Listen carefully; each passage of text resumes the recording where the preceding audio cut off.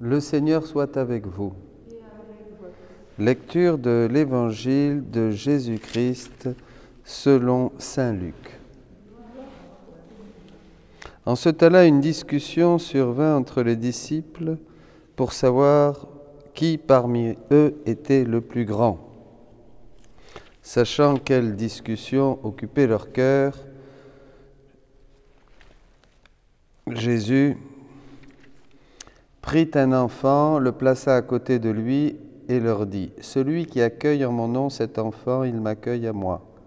Et celui qui m'accueille, accueille celui qui m'a envoyé.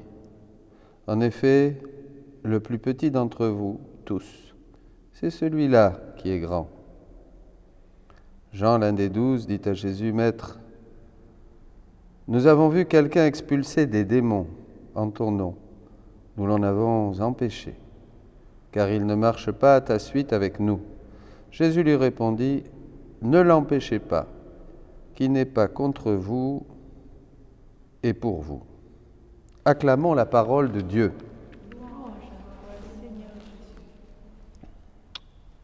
Des choses importantes dans ces lectures. D'abord le livre de Job, le début du livre de Job. Cet homme qui avait tout, qui est heureux, et que Satan veut passer au crible pour voir s'il est fidèle. C'est ça. C'est un très beau dialogue entre Dieu et l'adversaire qui veut voir si vraiment Job est un fidèle serviteur de l'Éternel.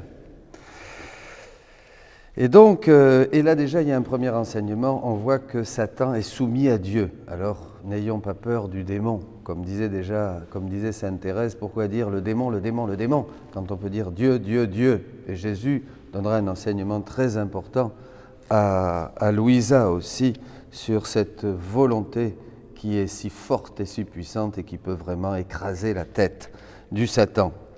Mais donc voilà, l'adversaire a une permission qui est donnée par Dieu pour justement faire le jeu de l'Éternel, Léviathan, le monstre qui sert au dessein de Dieu. Et puis viennent donc les bédouins, le feu et l'ouragan, et le pauvre Job souffre beaucoup, bien sûr. Mais il ne se décourage pas. Viennent des messagers. Alors là, c'est un autre point. C'est important, ces messagers qui viennent et qui annoncent le malheur. Ils peuvent aussi annoncer de bonnes nouvelles, mais là, dans le cas présent, ils n'annoncent pas de bonnes nouvelles. Ils annoncent à chaque fois quelque chose de catastrophique. Et ce pauvre homme se trouve toujours plus dans la souffrance. Vous voyez, ces messagers. Alors, c'est intéressant parce que hier, quelqu'un m'a appelé un peu apeuré, puis d'autres, ce n'est pas les premiers, qui m'écrivent et qui me disent « Mais alors oui, il faut aller des refuges, il faut aller se cacher, parce que là, bientôt c'est ceci, bientôt c'est cela, bientôt on va voir telle chose, telle chose. » On parle de tout un tas de choses, donc je ne vais pas énumérer pour ne pas prendre parti pour les uns ou pour les autres. Ah, il a parlé de ça, il n'a pas parlé de ceci, ou il va nous parler de cela, il ne va pas nous parler de ça. Ah, il a parlé de ça, mais alors là, il n'a pas creusé, parce que c'est très important, parce que chacun a beaucoup de foi. Alors, il y a des messagers, vous voyez. Mais en fait, les messagers, ce ne sont pas les prophètes qui annoncent des calamités. Disons, ce sont ces événements, ces messagers qui annoncent des choses que Dieu fait, comme là, les messagers. Le messager est quelqu'un qui, en soi, n'a rien d'autre que le message. C'est comme les anges, c'est aussi un messager. L'ange Gabriel qui a annoncé à la Vierge Marie. Il n'avait à cœur que de transmettre quelque chose de la part de Dieu. Vous voyez, il y a des vrais messagers, il y a des messagers qui transmettent des choses de la part de Dieu et qui annoncent des choses qui se font. Il y en a d'autres qui annoncent des choses qui font peur, il y en a d'autres qui annoncent des choses qui sont erronées, donc il faut faire le tri. Il faut faire le tri, il faut discerner, retenir ce qui est bon et, comme dit saint Paul, voilà, rejeter ce qui est mauvais. Donc là, il y a des messagers et le messager, il est tout à son message. Il n'y a que ça. Il transmet de la part de Dieu aux hommes que Dieu aime quelque chose de très important. Et là, ils arrivent et ils annoncent à Job ce qui se passe, bien sûr, et c'est une purification et c'est quelque chose de difficile pour Job. Ces messagers, qui sont, on pourrait voir des anges, des hommes, des anges. Comment les accueillons-nous? Et c'est ça l'évangile d'aujourd'hui. Qui accueille en mon nom cet enfant? Un messager est toujours petit, c'est toujours quelqu'un qui n'a rien d'autre que le message de son Dieu, je vous disais. C'est comme un enfant. Il faut l'accueillir comme un enfant. Il y a des choses qui se préparent peut-être, il y a des choses difficiles à vivre déjà aujourd'hui, nous les vivons. Quelle attitude nous avons? Si nous avons un cœur d'enfant, si nous accueillons ces choses qui arrivent maintenant, eh bien, avec Jésus, parce que c'est lui qui nous rend petits, qui nous rend enfants, qui nous rend, nous allons fêter cette semaine Sainte Thérèse de l'Enfant Jésus, c'est-à-dire une attitude de foi où nous nous abandonnons à la providence, sachant que tout concourt au bien de ceux qui aiment Dieu et que Dieu sait ce qu'il fait.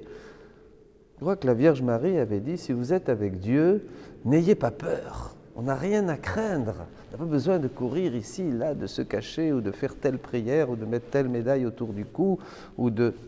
Il faut être avec Dieu. Je crois qu'il n'y a rien de plus puissant et il n'y a rien qui ne plaît davantage au Seigneur que cette attitude de confiance totale et d'abandon et d'accueillir les messages avec ce cœur d'enfant. Disons oui, le Seigneur est en train de faire des choses. Peut-être que le Seigneur nous purifie, le Seigneur nous donne maintenant des grâces à travers telle épreuve, peut-être, voilà, les églises se vident, ou telle chose, ou ce virus, ou ceci, ou cela. D'accord, le Seigneur est en train de faire des choses. J'ai un regard de foi, et je fais confiance, et je sais qu'il est le maître de l'histoire, et que même ceux qui ont des mauvais propos, et qui font partie des suppôts de Satan, eh bien, ils seront confondus, parce que le Seigneur dispersera ses adversaires. Et les justes, qui lui ont été fidèles, brilleront comme le soleil. Ça, c'est très important, mes amis.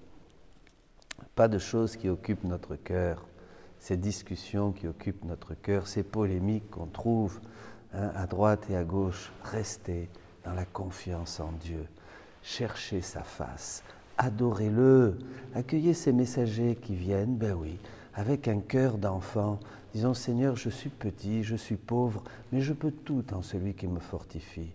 Je te fais confiance, que ça vienne du monde, que ça vienne des gouvernements, que ce soit des guerres, que ce soit le feu, que ce soit des tremblements de terre, que ce soit je ne sais pas qui, peu importe.